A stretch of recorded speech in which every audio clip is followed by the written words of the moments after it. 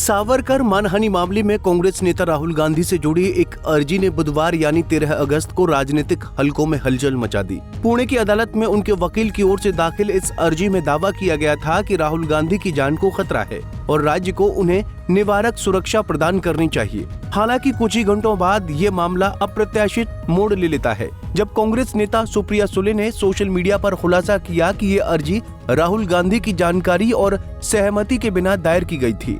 ऐसे में ये मामला इस समय पूरे देश में चर्चा का विषय बन गया है, जहां हर कोई ये जानना चाहता है कि क्या सच में राहुल की जान को खतरा है या फिर ये कोई रणनीतिक चाल थी। तो चलिए इस वीडियो में जानते हैं इन सभी सवालों के जवाब। दरअसल पुणे की अदालत में सावरकर मानहानि केस की सुनवाई के बीच बुधवार यानी 13 अगस्त को एक ऐसा घटनाक्रम हुआ जिसने राजनीति का माहौल गर्मा दिया। राहुल गांधी के वकील की ओर से दाखिल एक अर्जी में दावा किया गया कि कांग्रेस नेता की जान को खतरा है और उन्हें निवारक सुरक्षा दी जानी चाहिए। ऐसे में ये खबर फैलते ही देश भर में सुर्खियां बन गईं, लेकिन कुछ ही घंटों बाद ये मामला पलट गया। कांग्रेस ने साफ कर दिया कि ये अर्जी राहुल गांधी की जानकारी और सहमति के बिना दाखिल हुई थी और अब इसे वापस लिया जाएगा। जहां सुप्रिया सुले के इस बयान के बाद कांग्रेस के भीतर भी हलचल मच गई। उन्होंने सोशल मीडिया अकाउंट एक्स पर वकील की ओर से जारी प्रेस नोट साझा किया, जिसमें साफ लिखा था कि बिना सहमति दाखिल हुई अर्जी। राहुल गांधी को इस अर्जी के बारे में पूर्व जानकारी नहीं थी, यहाँ तक कि उन्होंने अदालत में दायर बयान पर असहमति जताई है और निर्देश दिया है कि इसे वापस लिया जाए। बताया गया कि उनके वकील गुरुवार यानी 14 अगस्त को अदालत में लिखित बयान लौटाने की औपचारिक प्रक्रिया पूरी करेंगे। वहीं अर्जी में और क्या कुछ कहा गया उसके बारे में भी जान लेते हैं।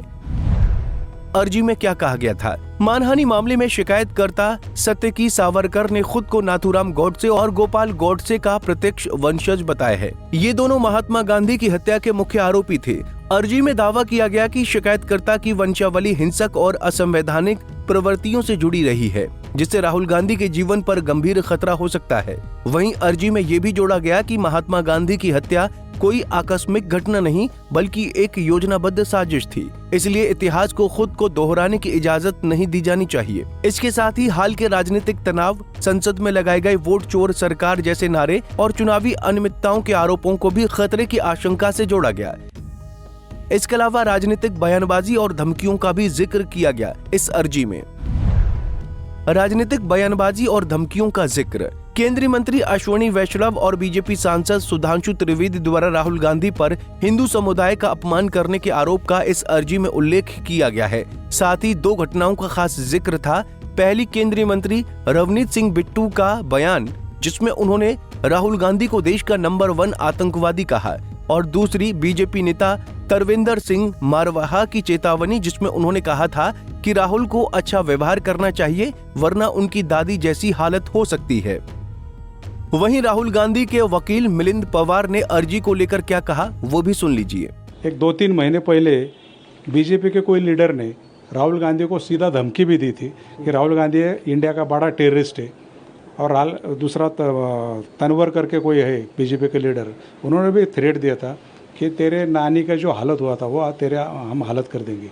तो ये सब बैकग्राउंड के बाद अभी ये केस पुणे में कोर्ट के सामने पेंडिंग है। ये सब सिचुएशन हो गई क्योंकि ये सब आने वाली वंशावळ, उनके सब फॉलोवर, तो ये सब आंदोलन के बाद कोई ना कोई तो नाराज है। तो ये नाराजी से राहुल गांधी जी के खिलाफ कोई दागा फटका हो सकता है। तो ये कोर्ट को सब ये मालूमात चाहिए। ऑन दैट बेसिस हमने एप्लीकेशन फाइल की, कोर्ट ने एक्सेप्ट की। इसके ऊपर अभी 10 सितंबर को अगली सुनवाई हो जाएगी। हालांकि अब कांग्रेस इसे वकील की व्यक्तिगत पहल बता रही है, जबकि विपक्ष इसे राजनीतिक ड्रामा कह रहा है। वहीं राहुल गांधी की जानकारी और सहमति के बिना जान के खतरे की अर्जी दाखिल होना अपने आप में चौंकाने वाली बात है। इसके अलावा इस खुलासे के बाद पूरा विवाद दिशा बदल गया है। ऐसे में गुरुवार यानी 14 अगस्त को जब वकील औपचारिक तौर पर अर्जी वापस लेंगे तो संभव है अदालत इस पर आगे कोई टिप्पणी करे। गौरतलब है कि ये विवाद ऐसे समय में सामने आया है जब संसद से लेकर सड़क तक सत्ता और विपक्ष के बीच तनाव अपने चरम पर है, जिसमें राहुल गांधी विपक्ष के नेता के तौर पर लगातार बीजेपी और केंद्र सरकार पर चुनावी गड़बड़ियों और हिंदुत्व की विचारधारा को लेकर निशाना साध रहे हैं। वहीं बीजेपी उन्हें बार बार देश विरोधी बयान देने और हिंदू समुदाय का अपमान करने का आरोप लगाती है। बहरहाल अब सबकी निगाहें पुणे कोर्ट पर टिकी हैं, जहां से ये अर्जी वापस ली जाएगी। ऐसे में अब ये देखना दिलचस्प होगा कि आने वाले दिनों में इसका राजनीतिक असर देश की राजनीति पर कितना और कैसा पड़ता है। Bureau report, Punjab Kesari TV. हमसे जुड़े रहने के लिए हमारे YouTube चैनल को सब्सक्राइब करें और नई वीडियो की नोटिफिकेशन के लिए बेल आइकॉन को दबाएं।